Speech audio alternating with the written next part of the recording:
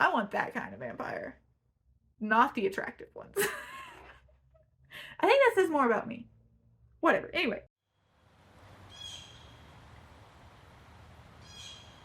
So hello, this is Sarah, and this is the next part of a video series I'm doing for my anti-buzzwords and my buzzwords. And this installment is going to be the words that if you pitch them to me in a book description, I will probably want to pick that book up. These are my buzzwords. We'll go right into my disclaimer and say, these are not going to be for everyone. I can tell you right now, the first thing I'm going to list is not going to be for everyone, but that's okay. Variety is the spice of life.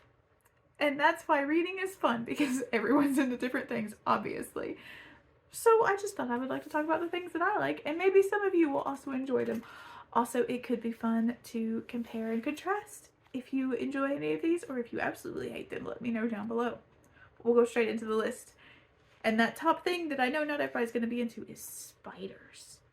I love spiders in books. If you tell me something's got spiders in it, you can almost guarantee I'm gonna buy it. I love spiders. I know not everyone does, but spiders are one of the animals that I grew up hating, and I was terrified of them. But that fear that was instilled in me, I know is completely unreasonable. And I understand a lot of people are scared of spiders, but in general, almost completely, they're not out to get you. I promise. They're very freaky to look at, and they're very scary. And I enjoy that sort of thing. So I love spiders, and if you tell me that there is like a intelligent spider race in a book, or like Spiderlight by Adrian Tchaikovsky, if a spider gets turned into a human and has to learn to be human, oh my god, that book is so good. I will buy that book, and I will probably read that book. There is a science fiction series, I can't remember the title at the moment, and it's buried back there somewhere. I need to read it. I think it's also by Adrian Tchaikovsky. I think he and I really enjoy spiders because there's intelligent spiders in that, and oh my god, I need to read it. I think the series just finished, which means it's higher on the TBR. But spiders, yes. And on that note, any kind of bugs. If you tell me there's a bug race, if you tell me there's giant bugs, if you tell me it's about buggy magic, almost an instant buy for me. Almost an instant buy. Just how it is. And just to continue to spiral, weird animals, bugs, anything like that. Why are you suddenly crooked? I'm gonna want it. I'm gonna be into it. You can guarantee it. I love that sort of thing. I love dinosaurs. Dinosaurs are a buzzword. It's just, give me all the freaky animals, please. I want them.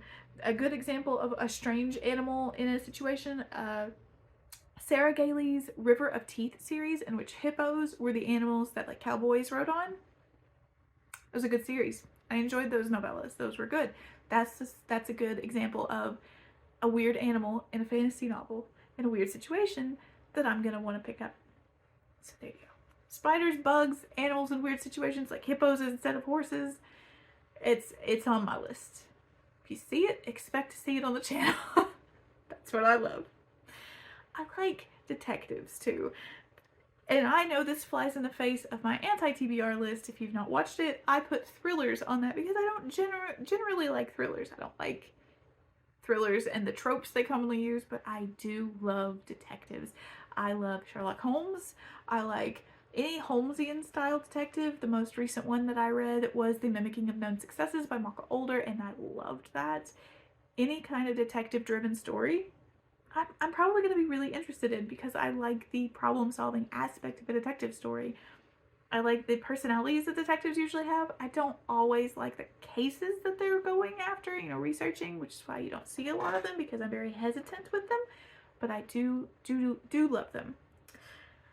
I also really like, and I kind of related now, AI and robots in my stories. So Murderbot, obviously very popular. I love Murderbot. I need to catch up on Murderbot. I loved Monk and Robot, so the Becky Chambers Song for the Wild Bill, 5-star books, both of them. I love that sort of thing. I really enjoy the Anne Leckie that I've read this year, Translation State. I want to return to that world with her original trilogy because it was so good, and I'm very interested in the AI portion of that world. Anything with that sort of thing is a yes for me. I think my camera is still tilting, and I am very sorry. I'm gonna have to fix you again. See? Look at all those books up there. Look at the books. There we go. Stay straight. You know what's an anti-buzzword? A sliding camera. Okay. I probably should have listed this. No, these get their own category because this is super important. I love dragons.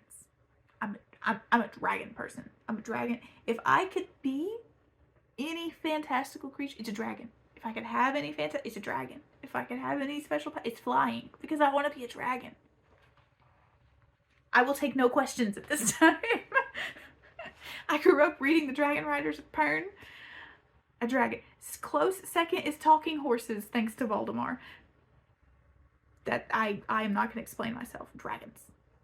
There's, I know you can't see. There's a dragon poster here, and there's a dragon poster here. I run D&D games. There's a giant dragon statue up there. Dragons. Yes, dragons. The only time I have not loved dragon content is sometimes in, oh, that's better. Sometimes in, like, monster romance don't always get along with, like, a dragon hero or heroine. But otherwise, dragons. I am sorry, I keep moving the camera. I'm done now. One that not a lot of people like, in fact, I see a lot of people say this will turn them off from a book, is epistolary novels. I really like stories told through letters or through emails. I'm currently reading The Neighbor Favor, and the first chunk of that was told in emails. I love that. Dracula is the classic that comes to mind when you talk about epistolary novels. Most people don't realize that that is an epistolary format. I really like that format. The Martian was technically epistolary. He was writing in logs and reports, that sort of stuff. I can think of a lot of really good books that are epistolary. I like that format. I know not everyone does, but I love it. It's kind of like deckled edges on a book. I love deckled edges on a book, but most people don't, so it's okay. So mainly romance tropes, but do occasionally show up in fantasy. I love fake dating. I think it's very fun. And marriage and convenience is also very fun. The just one bed trope. Yes, thank you. I love it. Give that to me and I will just be giggles and I will be happy and it's great. And Grumpy Sunshine. And this applies very strongly to anything not romance. So I really, really want to read the second Mistborn trilogy because someone once pitched Wax and Wayne as Grumpy Sunshine. I don't know if that's accurate. But if you tell me Grumpy Sunshine in the context of like a buddy cop situation in a fantasy or science fiction, that's a great win for me. I don't need much else besides that. There is the Nyx and Egil books by, was it Paul Kempt? I'll put the cover here. They were sort of Grumpy Sunshine dynamic buddy cop thing. Fantastic fantasy books. So I love those things. Speaking of Mistborn era too, I really enjoy Western tropes in fantasy and science fiction. It's not always well done, and it's usually used in like a gritty way, and I'm not a huge fan of like dark and gritty stuff. But Westerns in those settings, they're good. They're good. I do like a fantasy Western sort of book. It's very fun for me. If you play with that trope well, I'm probably gonna enjoy it. I think that comes from growing up. My dad watched a lot of fantasy, or not a lot of fantasy, but he watched a lot of Westerns, and so I enjoyed them as a child. Don't enjoy them now as an adult, but I like seeing them adapted into things that I do like. So makes sense, I guess. We talked about weird animals. It's a little lower on my list, but I thought I'd throw it at the top. Vampires. I am not a huge fan of vampires in romance novels. I went through that phase. Everyone does. Heavy urban fantasy romance, Laurel K. Hamilton, all that stuff. Not a huge fan of that so much anymore, but just vampires in general in fantasy, yeah. That's gonna be a yes for me. Anything that has to do with death magic, vampires, necromancy, zombies, that sort of thing. If you put it in a fantasy setting, it can have romance. It can have romance, but it doesn't. I don't want it to be contemporary. I want it to be true fantasy. Even bonus points if you put it in a science fiction world. I would love to read some great science fiction vampires. If anybody has any good science fiction vampires, please let me know down below because I will pick that up in a heartbeat. I don't care if it's indie or trad published. I want it. So I do like that sort of thing. Like I said, not such a huge fan of the contemporary vampires because that's kind of tired for me now. But in a fantasy world, I play a lot, or I did play a lot of Vampire the Masquerade there for like 5 or 6 years, so I have a deep and a long-lasting love for vampires of the more vampiric sort, like actual vampires, not so much, you know, rippling six-packs and all that good stuff. I played a Nosferatu. I was the ugly vampire. People peed their pants when they saw my characters, so like, I want that kind of vampire, not the attractive ones. I think that says more about me. Whatever. Anyway, moving on.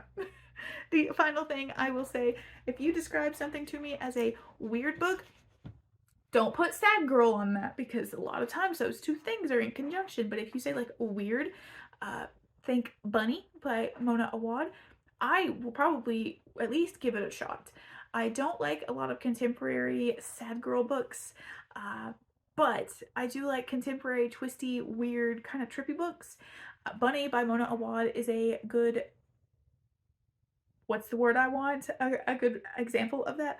Or Jeff Vandermeer. I enjoy Jeff Vandermeer's work. I haven't read his newer ones, but I really loved the Annihilation trilogy, and I really liked, was it Dead Astronauts? I think was the title of the other two books that came out shortly afterwards. That sort of stuff. I find that very fun. I typically have to be in a mood for it, but it is something that I am interested in. So if you tell me it's weird fiction, I'm probably gonna want to check it out.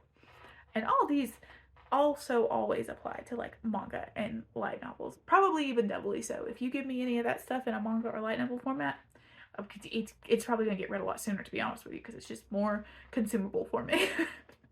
That's it. Those are things I really love in books. Like I said, there's my chair is so creaky. I am so sorry. There's a ton of stuff that I can list that I would pick up a book for that I probably can't think of at this moment. If it's a Star Wars book, I'm probably going to buy it. I'm just looking at a Star Wars shelf. There's 2 of them. If you say D&D, I will hesitantly look into it, because sometimes people do the Dungeons and Dragons dirty, but I will look into it. Books with gym romances, weightlifting, I will probably pick those up, because I am, as my husband told me the last time I sent him a message complaining about how a platform was arranged on the floor, I am a real lifter now. I'm not. I just do it for funsies, but I like gym romances. I like books that have to do with that sort of thing, but that's it. That's all I can think of. I will stop. Ancient Egypt. Oh my god, how did I forget anything to do with Egypt? This is the end of this video. I'm stopping it right now. Like, comment, subscribe, all of that good stuff. Let me know what you like in my list. If there's anything in my list you hate, I know it's going to be spiders. Don't worry. That's going to be for me. I will talk to you guys again next time. Thanks for watching. Bye.